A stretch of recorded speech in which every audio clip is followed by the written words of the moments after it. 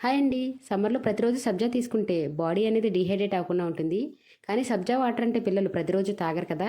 అందుకే నేను సబ్జా ఐస్ అయితే చేశాను హెల్తీగా. సబ్జా ఐస్ కోసం ఒక బౌల్‌లోకి 4 టీ స్పూన్లు సబ్జా సీడ్స్ వేసుకోవాలి. అలాగే ఒక హాఫ్ కప్ వరకు పటిక బెల్లం వేసుకోండి. ఇవి మునిగే వరకు వాటర్ పోసుకొని గంట పాటు దీన్ని నానబెట్టుకుని ఉంచుకోవాలండి.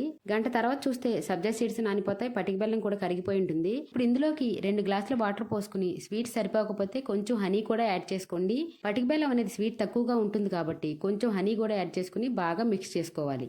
ఇప్పుడు ఐస్ మౌల్డ్స్లో పోసుకుని ఫ్రీజర్లో పెట్టుకోవాలి.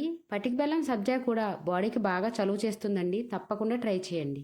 అలాగే ఫ్రిడ్జ్లో ఉన్న ఈ ఐస్ ట్రేలో కూడా పోసుకుని డీ ఫ్రిడ్జ్లో పెట్టుకుని 8 గంటల తర్వాత తీస్తే ఐస్ అనేది రెడీ అయిపోతుందండి. ఇలా ఐస్ క్యూబ్స్ కూడా చేసుకుని ఎండలో బయట తిరిగి వచ్చినప్పుడు 2 క్యూబ్స్ వాటర్లో వేసుకుని తాగితే బాడీ అనేది చాలా కూల్ అయిపోతుంది. అలాగే సబ్జా హెల్త్ కూడా మంచిదండి. ఐస్ని బయటకు తీసాక ఇలా వాటర్లో పెట్టుకుని బయటకు తీస్తే ఐస్ అనేది ఈజీగా వచ్చేస్తుంది.